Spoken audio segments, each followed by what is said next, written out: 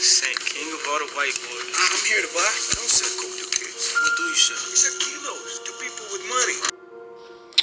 Who was Freeway Rick Ross, the real Franklin Saint from the series Snowfall? Rick Ross was a crack dealer worth $900 million. Ricky Donnell Ross was born on January 26, 1960 in Troop, Texas. His family relocated in Los Angeles when he was 3 and settled in South Central area. They lived near 110 Freeway, which helped inspire Ross' nickname. Growing up in poverty, Ross showed interest in making money from a young age. He mowed his neighborhood lawns, sold lemonade and pumped gas, but there were all early signs of trouble, as also shoplifted, ran errands for pimps in his neighborhood and fought his classmates at school. Ross still didn't know how to read. Tough, Ross had apparently come close to failing his class many times because of his literacy. He later said that his high school coach ensured that he stayed enrolled in school, but Ross would ultimately drop out before graduation. Another type of education would soon begin.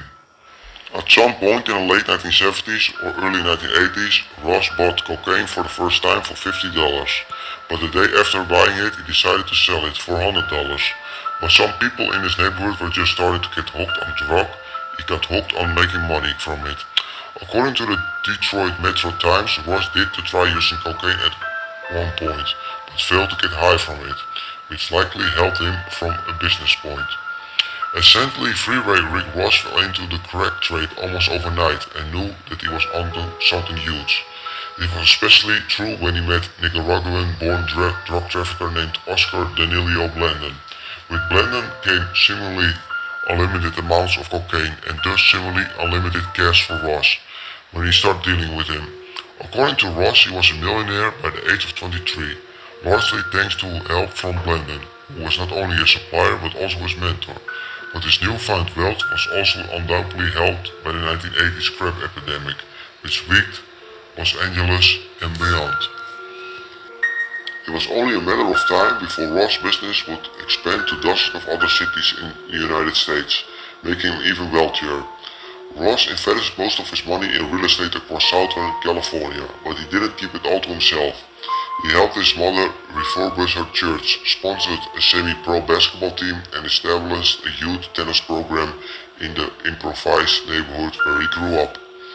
And to keep himself under the radar, he was careful to dress modestly and drove around in a beat-up car, so he wouldn't attract too much attention from authorities. But he couldn't avoid the spotlight for long.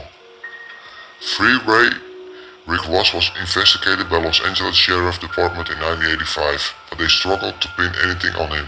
So 2 years later, the Los Angeles Sheriff Department teamed up with the Los Angeles Police Department to form the Freeway Rick Ross Task Force. According to U.S. Department of Justice Office of the Inspector General, in April 1987, some members of his task force attempted to set Ross up. Ross had apparently escaped a police foot chase one evening, so officers decided to plant a kilo of cocaine along the route that he had taken, but the charges were later dismissed due to the police misconduct. Later in the 1980s, however, cocaine bound for Ross' territory in LA was linked to him. This time he couldn't avoid arrest. He was indicted in cases not only in LA but also in Tyler, Texas. Prosecutors later estimated that between 1982 and 1989, Ross had resold 3 tons of cocaine with gross earnings of $900 million. He pleaded guilty to drug trafficking charges and was sentenced to 10 years in prison.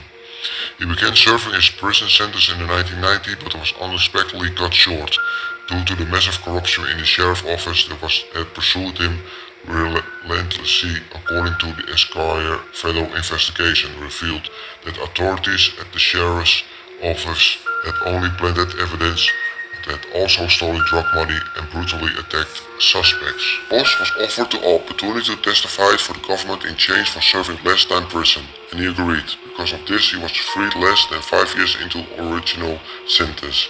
It was then that Ross began to attract media attention and its reputation for helping people out and giving money back to the community.